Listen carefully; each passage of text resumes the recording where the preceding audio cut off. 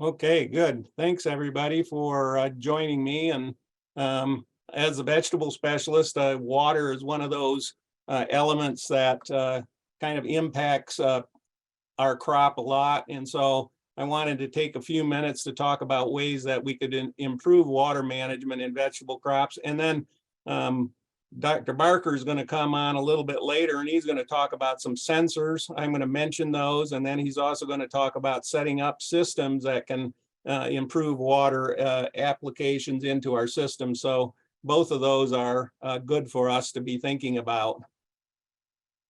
Let me get myself moving here.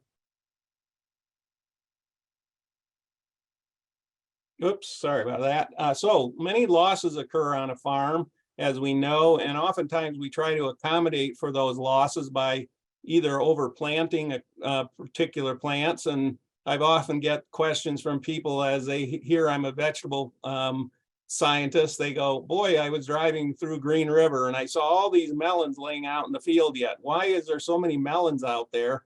And that may be just due to the farmer overplanting in an attempt to try and get his productivity where he needs it for the farm. We often have quality issues if we look at roots that come up from carrots, or we may have sunburned fruits on those watermelons, which make it a problem that we can't market those as well. And so we need to be thinking about where these losses occur. We're having labor issues. That may be one of the causes that causes you to not get all the crop out of the field as you would expect. And we also might see that when we're looking at food safety scares, sometimes that can also cause losses. You know, we're having certain things happen that can create problems for us. But today I really want to talk more about how plant stresses impact our productivity on the farm. And we're going to kind of focus our attention on water, but that also brings in the question of temperature. The last couple of years, it's been really high. Higher temperatures mean that the plant is going to use more water. And so we need to focus our attention on those types of things as well. Some of our water management strategies are not new to us. Water shortages are going to be a reality, I think, for the forthcoming future. We've got a growing population in the West. Water is limited. We need to do everything we can on farm to minimize that. And oftentimes when I get called out to farm visits and people are trying to figure out what went wrong, more often than not, overwater applications or over irrigation are a bigger problem. And that then causes the diseases that are there. It may be involved in some leaching that effect that reduces nutrients. Dr. Carden talked about how important leaching is to remove salts, but we don't often want to leach out those salts that we need for plant growth. And so that creates waste. And if we can kind of do something on farm to minimize our over irrigation, that's beneficial. And then as we look at under irrigation, oftentimes we find that that creates quality issues. A tomato might get blossom end rot. We might see some sunburning.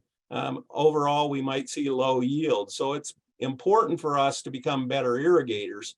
And if we look at our soil, here we can kind of think about it. When I add water into the system, I'm near this saturated zone, and then water drains away and I'm coming to the point where it's at field capacity. And it's in and around this area of field capacity where the plant can acquire water most easily. And then water begins to get utilized by the plant, and that is the depletion that occurs. And at some point, we're going to see where a stress may occur because there's limited amounts of water or less water in the soil system.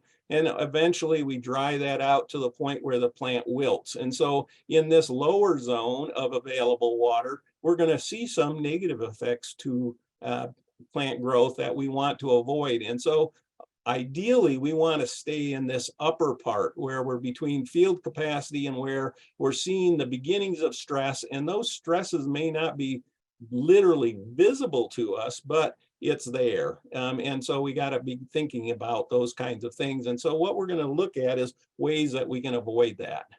Now, Dr. Carden talked about soils, how important they are. Well, if we look at our table below here, we can see that many of our soils, they hold different amounts of water. So the total available water here relates to this whole section up in our graphic, where we're between field capacity and the permanent wilting point. So if we're growing in sandy soils, we have a limited amount of total available water simply because the particles are quite far apart from each other and the water just adheres to those particles. So there's lots of void spaces that we need to be understand. If we're in these clay soils, we get much higher water holding capacity. And so that's important that we know the total amount, but more importantly, I think what we need to remember is that there's a certain amount, this bank account, that I want to stay. I want to keep my bank account healthy.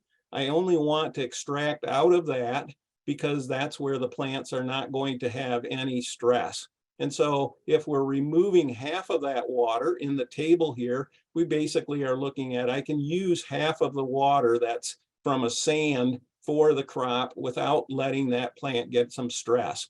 And so oftentimes we talk about what is the amount of allowable water or allowable depletion that occurs. And for many of our vegetable crops, that amount is somewhere between 30 and 40%. We don't want to get much lower than that. Otherwise, what's going to happen is we're going to start moving into this stress zone, and that then will have an impact on how that plant performs. We are going to have less yield. We may have more quality problems. We might not create enough leaf area, and therefore we get sunburn, et cetera, et cetera. Lots of things that happen that change how that plant performs. Now, I like to give people a rule. And when we think about water savings, oftentimes what we see, particularly on small farms, is that we tend to just mix crops together. We have short plants growing by tall plants. We have deep-rooted plants growing by shallow-rooted plants. And that creates difficulties for us when we start to think about how much water should I put on those crops. So I have a general rule, and the rule is called the short-tall rule. Short plants have shallow roots. Tall plants have deep roots.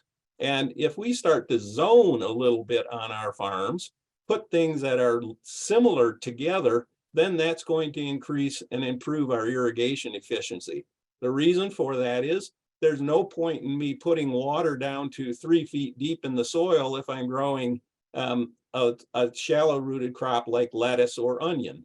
That just doesn't make sense, and it's wasteful of water and it's wasteful of nutrients. And so I want to try and avoid that. So just simple things like grouping plants based on their rooting profile can help you a lot in dealing with water shortages that maybe occur. Now, granted, you may have to water them a little bit more frequently, but that's easy enough for us to do in many instances. And so we have to be thinking about that. Similarly, if I have shallow plants next to deep plants, I have to decide which one is most important for me. And so we tend to water excessively, and then that creates all the issues that Dr. Carden talked about in our previous discussion. So think about water savings. First of all, think about grouping those plants similar to each other. And then also think about, well, what irrigation approach do I have? When we look at our farms, historically, many of our crops were furrow irrigated. Here's a situation working with a grower that was in a high evaporative community. You can see the white coloration on the edge of those furrows, which is basically salts that are either in the soil or in the water that are being dragged up, deposited up near the surface that may have a negative impact on how that plant is growing. And so that grower may actually be negatively impacting his plants there just simply because the salt content is now getting fairly high in adjacent areas adjacent to his irrigation. We also think about sprinkler irrigation. There are plenty of examples where we need that and use that maybe to germinate the crop, get it up and established, and before we switch over to a different type of system. But in a hot, dry climate, a windy climate, we get a lot of poor distribution of that may be negatively impacting us. However, we have more and more farms that are now thinking about drip irrigation. And so Dr. Barker will talk about that a little bit later. And some of our vegetable farmers now, if they have the space, are thinking about ways, oh, I'll store water so that I can use it when I want, because in my furrow system, it may come to my farm one time per week. I need to store that. So they're digging ponds, lining those, and then using that water as they see fit, which is a great infrastructure development, and it may not be there. And so I'm hoping that we're going to see more and more of our irrigation systems in the state pressurized, and that will then allow us to use more efficient irrigation approaches so that we can do a better job of watering. Now, how do you then go about deciding how much water a plant needs? And so we're going to talk a little bit about some scheduling techniques that we can use for our farms.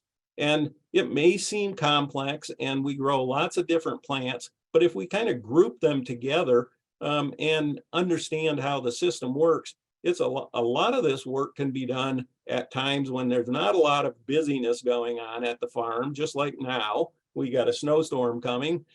You could do much of the scheduling ahead of time and then just fine tune it as the growing season. So first off, we need to estimate how much water the plant uses each day. And we get that information from a local weather station report. That's what we call ET reference, or ET, which is evapotranspiration, which is the amount of water that's lost through evaporation and the amount of water that's lost by the plant via transpiration. So if I wet the soil surface, it evaporates off the soil surface.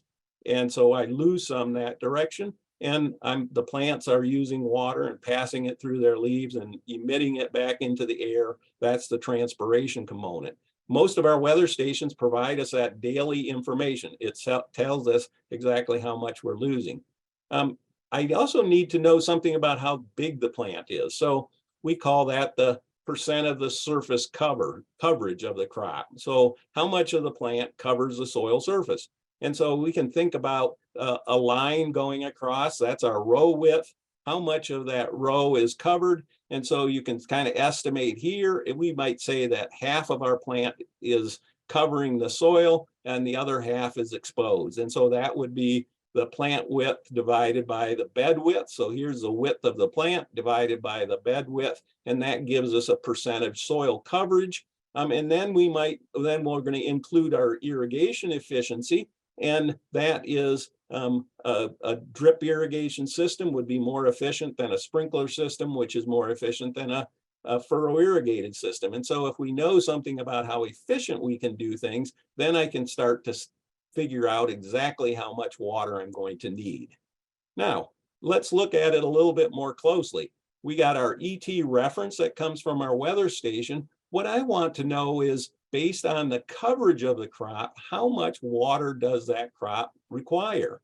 And there are tables that we can have, and we've got many publications at on the university's website talking about vegetable irrigation for different crops, and we're putting more of those up all the time.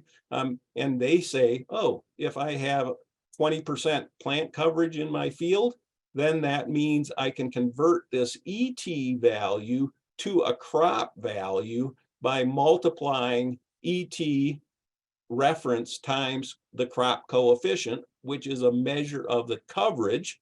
And then that tells me how much water would be lost by the crop, or ET crop. And I want to know that value because that tells me a lot. So go to your weather station that's local, that gives you ET reference. Use one of the tables. For pepper, let's say that's early in the season, 20% coverage. That means I'm going to use a small amount of water. It gets bigger as I get up more coverage. It gets slightly bigger for something like a brassica crop as I get up close to harvest. And then that will then give me some idea of how much water is being lost by the crop.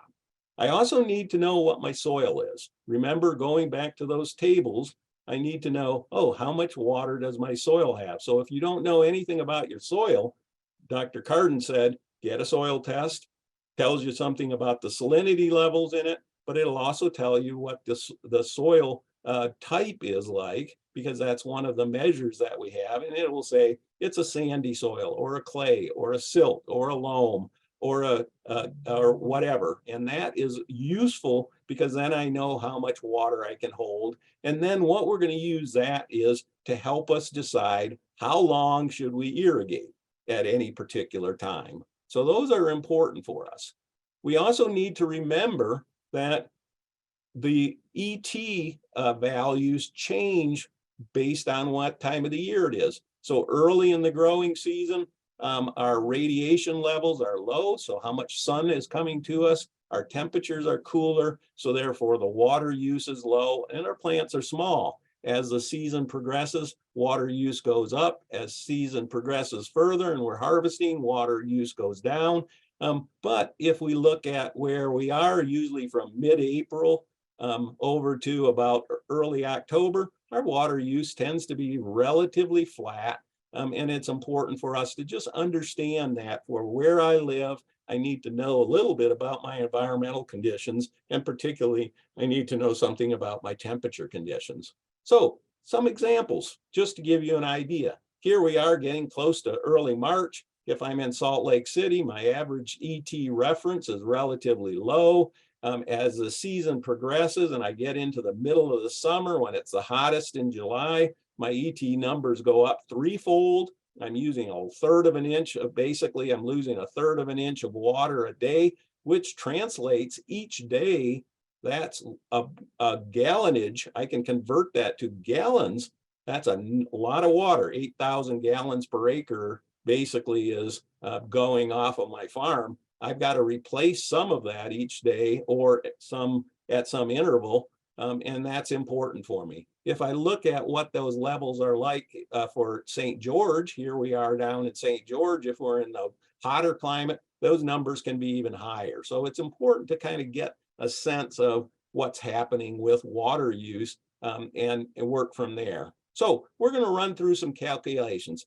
Don't get freaked out by a little bit of math. This is not hard math. You know, it's the kind of thing that we have to learn to do. And if we do that, then we're going to be better at doing it as well. So here's our equation again. I want to know how much evapotranspiration is occurring from my crop. That's what I'm really interested in. I'm going to take my reference time, my crop coefficient, and that's going to tell me. What do I see? Well, my reference value says I'm in late August. I'm working with a crop. I'm losing about a 1/4 inch of water per day in that late August period. So I'm assuming I'm in the harvest of some particular crop. My crop coefficient for that particular crop that I'm interested in this case, we're talking about a cantaloupe crop, is 0.75 during that harvest period. And so if I multiply that 0.25 times the 0.75, that says my crop is losing about 0.188 inches of water per day. Okay, that's a good number to know. That tells me something, and now I have to convert that into water. Well, I know my soil. I have a loamy soil, and it says for every foot of soil, I have 2 inches of water in that soil. And that's important for me to know because I need to know what my soil type is. And so a sandy soil will be different. But for this example, 2 inches per foot of soil. And I know my rooting depth for this cantaloupe crop says, oh, I only root down. It's an intermediate crop, so it only occupies the top 1.5 foot of soil. So if I convert that in, it basically says soil will hold, if it's fully wet, is holding 3 inches of water in that 1.5 foot. I divide that by how much my crop uses on a per day basis. And so that converts to, oh, if I could use all that water, I could basically go every 16 days between my irrigation. But we have to remember that if my soil is drying out and it gets to the point where the plant comes under stress, then I don't want that to happen. So I've set my allowable depletion, or how much of that do I want to take out of the bank, to 0.35. And when I multiply those two numbers together, it basically tells me now I need to be irrigating about every 5 to 6 days.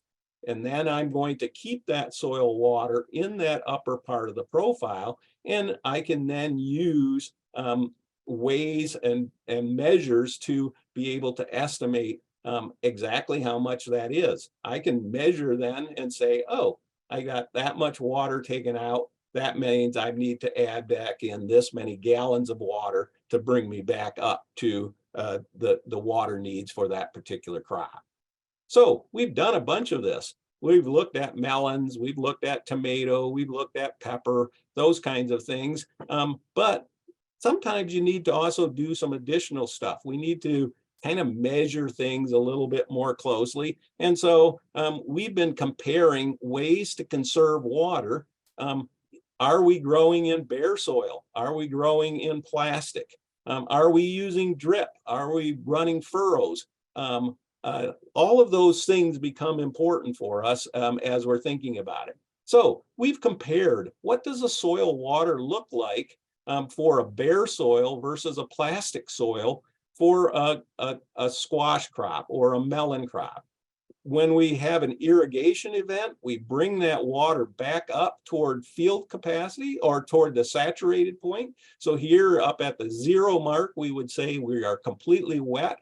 And now the plants start taking water and soil drainage occurs. And this is the fastest part of it. Soil drainage is dropping down quickly, and then the plant is extracting it. And if we look at different depths within the soil profile, the yellow line is for soil that's on a bed with plastic over the thing. So we're reducing the amount of evaporation, and we're just keeping the amount of that's going through the plant, and we slowly decline that. If we're down in a plastic thing at 18, you can see that we quickly come back down to this red line, which is the amount that we're allowing it to deplete to. And when we get down to that particular point, then we want to irrigate again. And we can see that our yellow line, our surface soil is drying out a little bit further than that. And then we bump it back up and we start the process again. Compared that to a bare soil, you can see that that bare soil is quickly dropping faster because we are also losing water via evaporation. Okay, so if we look at it a little bit more closely, what we should know, the blue section here is soil that's up in the upper part of the profile. The green is at the absolute depth that the soil that the plant roots to, and the brown line is deep in the soil profile, 30 inches down in the soil. Well, that line is relatively flat, which essentially says I'm not moving water from the surface all the way down where I'm leaching it out, and the plant is being able to extract within that root zone. And each one of these spikes is when an irrigation event occurs, and I'm using my sensors to help me determine that. And as soon as I get close down to the red line, I want to run that irrigation again. And as long as I can try to stay at that, that plant is always going to be happy because it's in a zone where it's never under any stress, and I should be able to get maximum levels of productivity. And so I want to be able to do that. But I also, we're going to have times when it's a little bit on the wet side because that's the nature of irrigation. That surface does get wet. And if I have something over the surface that can do that to minimize the evaporative component, that's really critical for us. So another thing we can use to minimize shade, not only would we use plastic to minimize the amount of evaporation, but I can use shading to minimize the amount of evaporation that occurs and transpiration that occurs. And if we have two systems where I have plastic with shade or plastic without shade, the black line here is plastic without shade, the purple line is plastic with shade, what we essentially see is a great reduction in the a much improved water use with that, because I'm not getting below where I'm going to stress. If I have bare soil that's exposed, I'm often running very deep and extracting lots of water. The plants are more exposed. and the water loss is greater and the stress is greater and the quality is reduced. And so we're seeing that if we can use plastics and shades in the right situation, if we can use drip rather than overhead, all of those things then are going to help us reduce the amount of water that we are using. So in summary, as we get to the end of our presentation here, basically our goal is to minimize stress.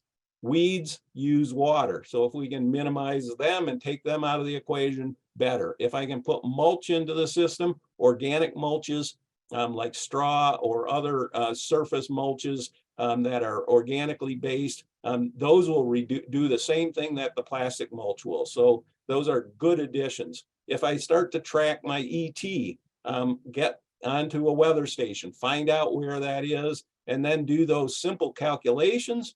This presentation will be available so you can go back and look at it and run through the system for yourself.